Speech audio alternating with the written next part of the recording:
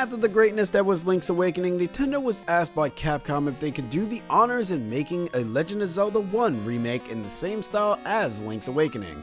Nintendo unfortunately denied them since they wanted to create a more interesting Zelda adventure, an adventure that would use the Triforce, the golden item that holds power, courage, and wisdom. These three titles would focus gameplay gimmicks and the like with these Triforce pieces. Unfortunately, however, courage would be split away from the two, and power and wisdom would remain and end up becoming the Zelda games that we know today. The Legend of Zelda Oracle of Ages and The Legend of Zelda Oracle of Seasons. Hey there guys, my name is Pika and welcome to another PikaView as we're going to be taking a look at these two Zelda titles of the Game Boy Color era. Let's get started.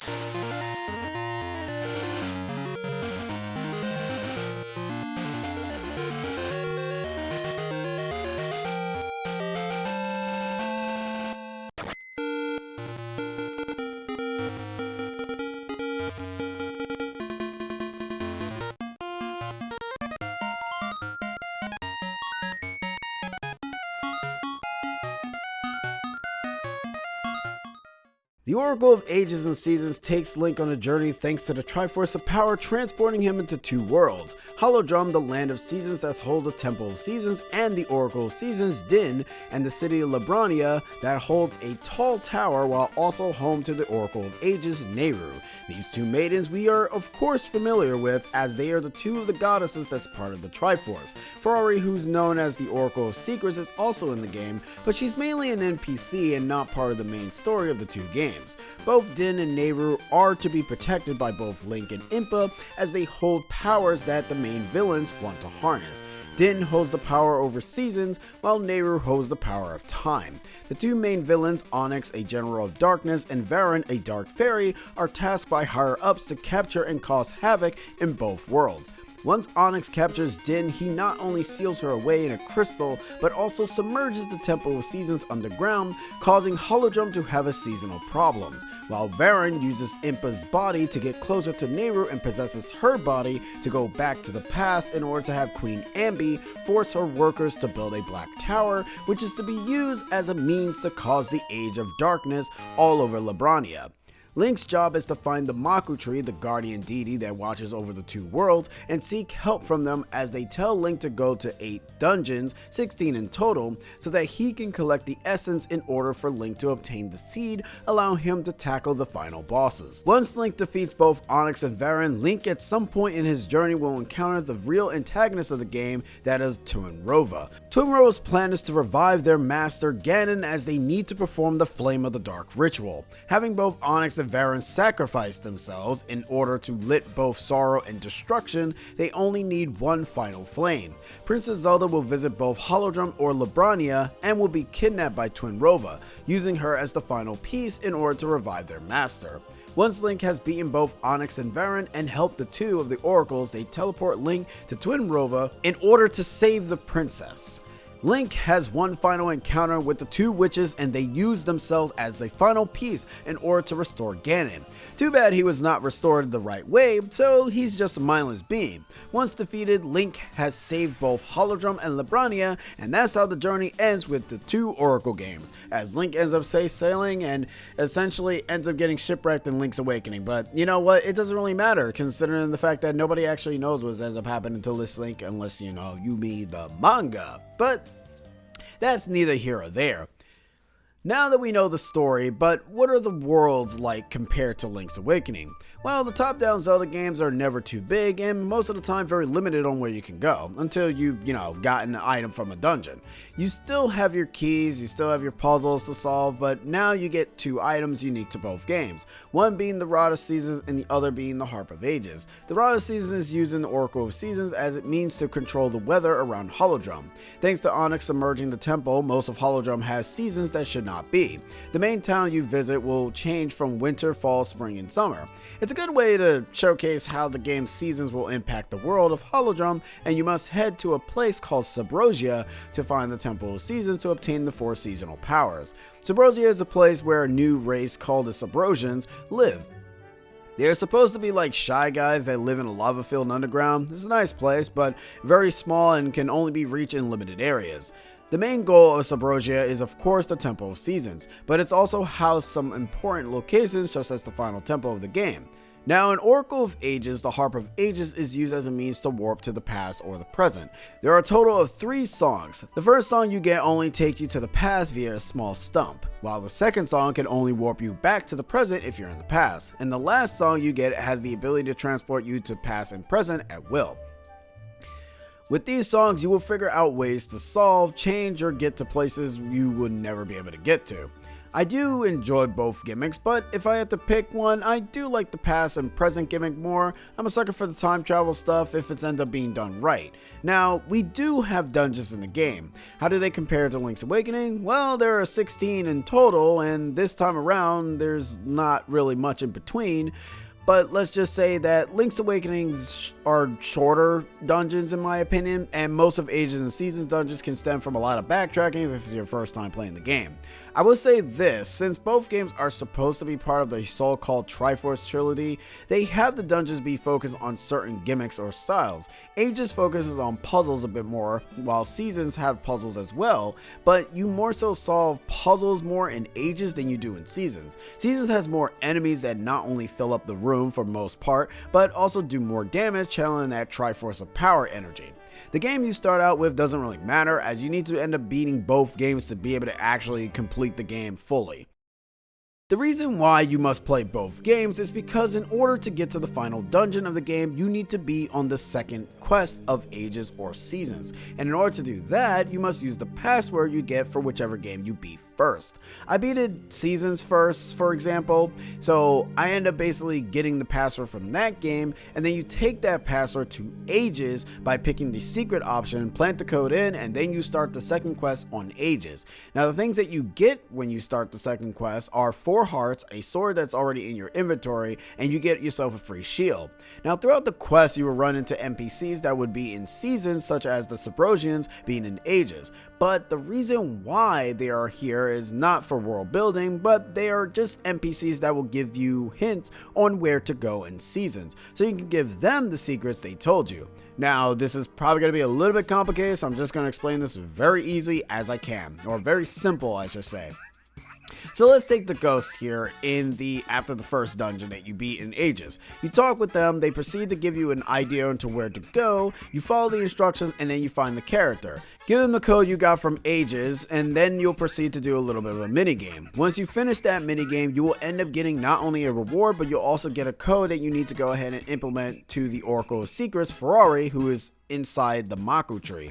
You give her the code, you will end up basically getting the same exact reward that you got from Seasons. This is the only means of essentially getting rewards that you get from Seasons to be transferred into Ages.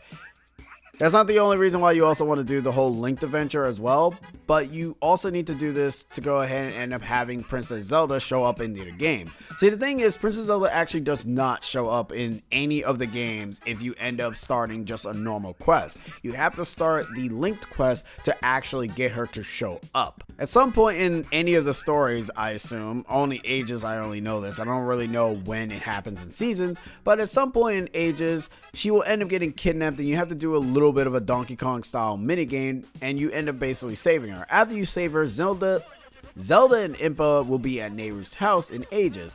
I think that she'll probably end up housing in Impa's house in Seasons, but I'm not entirely sure on that.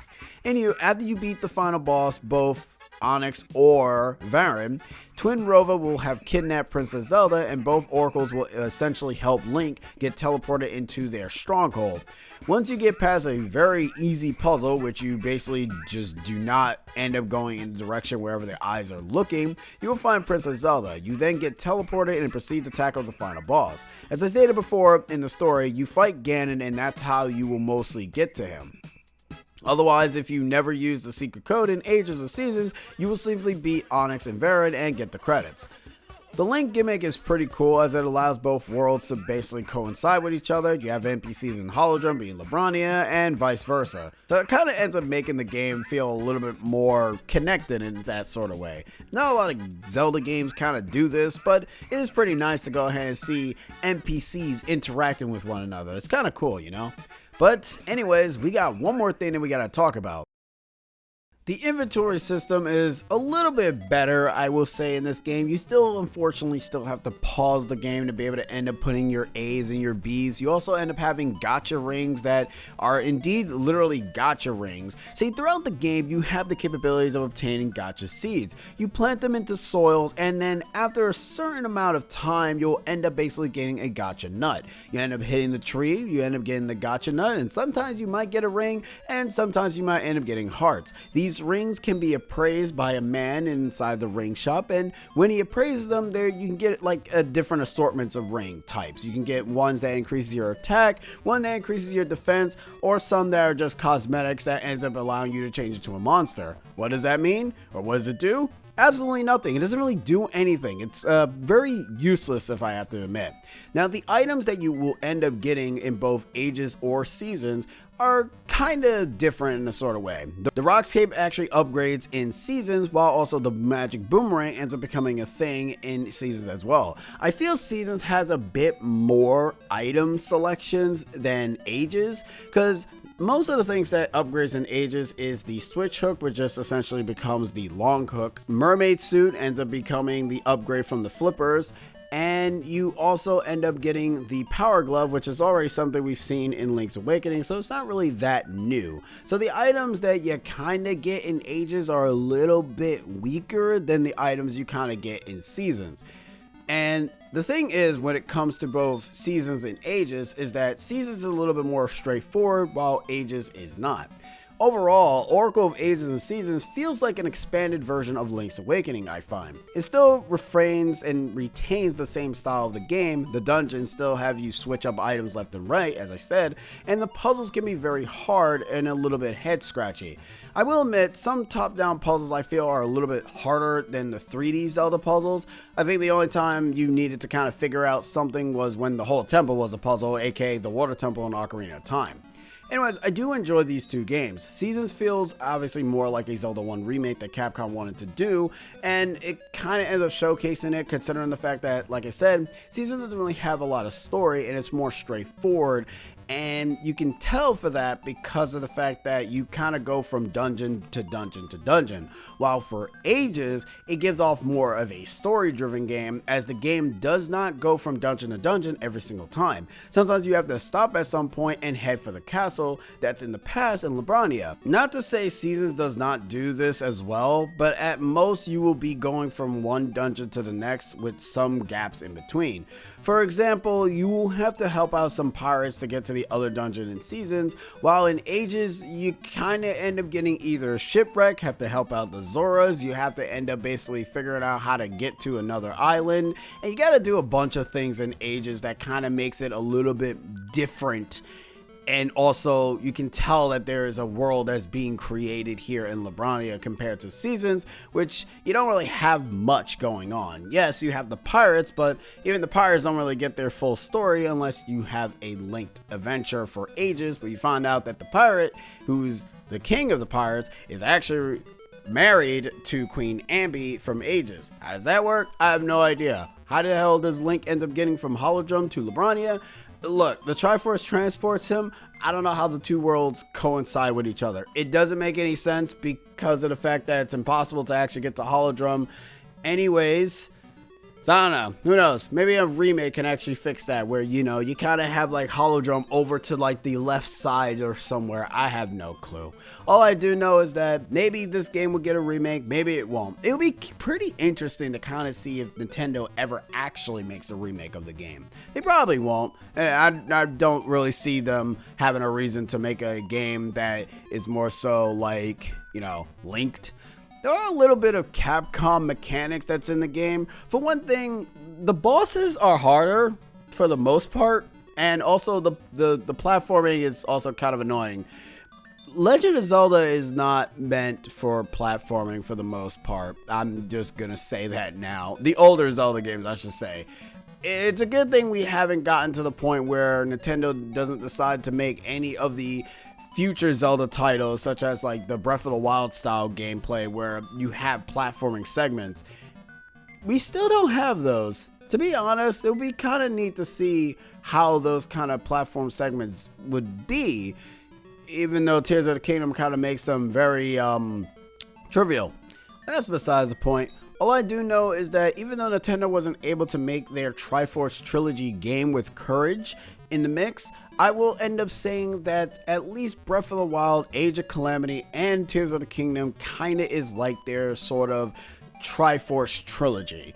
Yeah, you're probably thinking, what am I talking about? Well, it's a stretch and a half, but I like to think that Breath of the Wild, Age of Calamity, and Tears of the Kingdom kind of fits the whole power, courage, and wisdom sort of gameplay. But hey, I could be wrong on that, and that can just be very, very up my ass. Then you know what? That's fine. Sometimes you can say anything and it just feels very natural. All I do know is that is actually the end of this PikaView. And hey, before I end up forgetting, why don't you guys actually end up dropping down in the comments and telling me which ages or seasons that you start with. Did you start with ages? Did you start with seasons? That probably didn't make any sense as to what I say. What I'm trying to say is, which one did you start out first? Did you start out with seasons first, or did you start out with ages? What did you like about ages? What did you like about seasons? What did you dislike about seasons? And what did you dislike about ages? Or did you not even like the top-down Zelda games? And you know, that would fit too, because if you don't like them, then okay, well then this question is completely pointless. But you know what? That's okay. That's kind of why we're here. Anyways, I've been Pika, and I'll be seeing you guys in the next electrifying video. You guys have yourselves an electrifying day, and I'll see you guys in the next time and the next thing. That didn't make any sense. Catch you guys next time. See yas.